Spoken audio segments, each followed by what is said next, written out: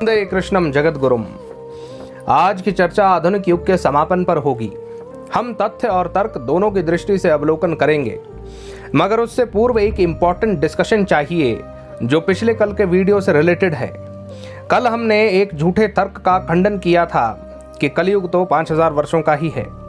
ग्रंथों से यह स्पष्ट प्रमाणित किया कि युग चक्र वही है, कली 4,32,000 वर्षों का ही है। तो अब स्वाभाविक प्रश्न है कि फिर कल की लीला अभी क्यों?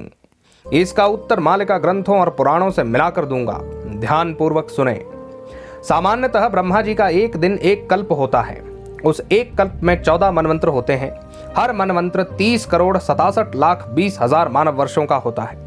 प्रत्येक मनवंत्र में 71 चतुर्युगी होती है। मतलब जब सत्य, त्रेता, द्वापर, कलयुग एक बार बीते तो एक चतुर्युगी।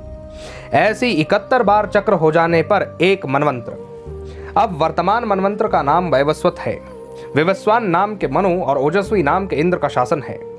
विष्णु पुराण, महाभागवत एवं अन्य ग्रंथों के अनुसार इस मनवंत्र के पहले 28वें और आखिरी यानी कि 72वें चतुर्युगी को छोड़ दें तो बाकी सब समान रूप से चलेंगी। 28वां युग चक्र अभी चल रहा है। इसके विशेष होने के दो कारण हैं, एक वैष्णव लीला, दूसरी देवी लीला। भविष्य मालिका ग्रंथ में संत अच्युत कहते हैं कि आने वाला अनंत युग अति विशेष है। इसमें धर्म के 5 पद रहेंगे, सत्य, तप, दया, पवित्रता के साथ मैत्री। जबकि सामान्य सतयुग में धर्म के केवल 4 ही पद होते हैं। यह अनंत सतयुग अनेक युगों के बाद प्रकट होता है, वो भी स्वयं महाविष्णु की इच्छा से। ये वाणी सबसे पहले भगवान श्री जगन्नाथ ने संत अच्युत को बताई थी, उसके बाद संसार के अनेक अन्य भक्तों को। सामान्य युग चक्र में कल की अवतार कली के 4,31,200 वर्ष बीत जाने पर प्रकट होता है, सतयुग के आने से 800 साल पहले।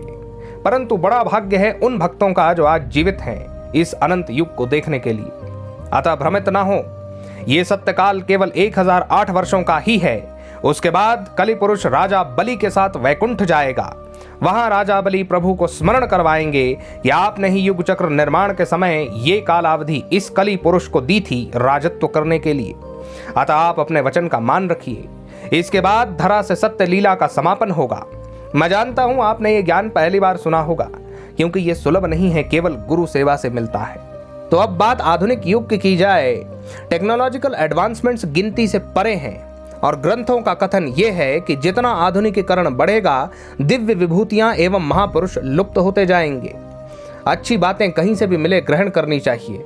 बाइबल की एक कहानी है जहां एक समय एक लड़का महायोद्धा बनने की ट्रेनिंग कर रहा था। घंटों की प्रैक्टिस, न किसी डिस्ट्रैक्शन को देखना, न कहीं समय बर्बाद करना, केवल अपने लक्ष्य पर केंद्रित। एक समय उसके सामने एक आत्मा प्रकट होती है जो उसे कुछ भी दिखा सकने का दावा करती है। अचंभित सा लड़का पहले तो कुछ नहीं बोलता, पर जरा रुक कर कहता है कि अच्छा, तो मुझे युद्ध कला के वो गुर दिखाओ जो बड़े बड़े योद्धा ही जानते हैं। वो आत्मा उसे दिखा देती है। अब खुश हुआ वो बालक कई दिनों तक उन नए सीखे गुरों का अभ्यास करता है। फिर एक दिन माया उसे घेरती है। उसके मन में संसार की सबसे सुंदर लड़की को देखने का ख्याल पैदा होता है। तो लड़का उस आत्मा से इच्छा जाहिर करता, जो तुरंत पूरी भी हो जाती है। माया अपना काम कर चुकी थी। अब वो युवान उस लड़की के ही ख्यालों में खोया रहता, अपना युद्ध अभ्यास सब कुछ भूल कर। तो अब कई दिनों के बाद वो कई घंटे फरमाइशें करता और ये दिखाओ वो दिखाओ कहता रहता।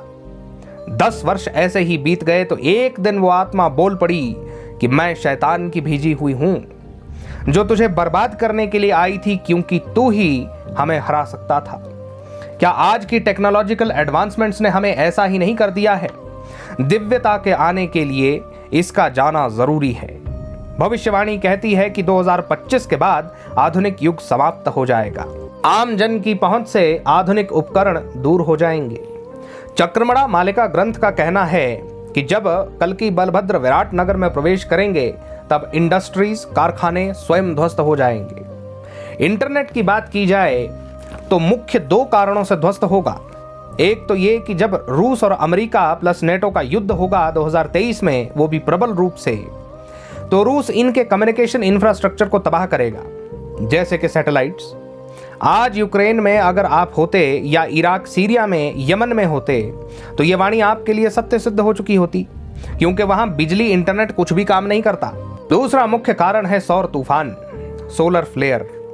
सूर्य की सतह से अनेक तूफान उठेंगे जिनसे निकलने वाली इलेक्ट्रोमैग्नेटिक किरणें सारे सैटेलाइट्स और बिजली के इंफ्रास्ट्रक्चर को एक झटके में तबाह कर देंगी। कब? मार्च 2025, जब शनि मीन की तरफ बढ़ रहा होगा। आज की चर्चा यहीं तक थी। भक्ति का मार्ग ही बचा सकता है इस महाप्रलय से। जय मां आदिशक्ति, जय श्री जगन्नाथ।